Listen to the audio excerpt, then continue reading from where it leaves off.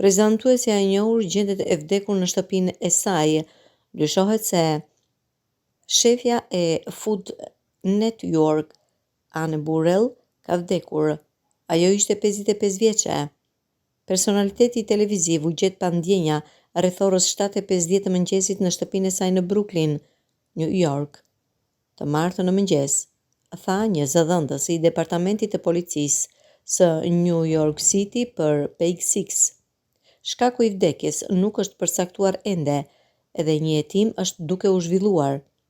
Familja e ikonës së kuzhinës lëshon një deklaratë të siguruar nga Page Six, duke e përshkruar atë si një grua, motër, bijë, njerëk dhe mikesh të dashur. Buzëqeshja e saj ndriçonte çdo dhomë ku ajo hynte, shkruajnë ata.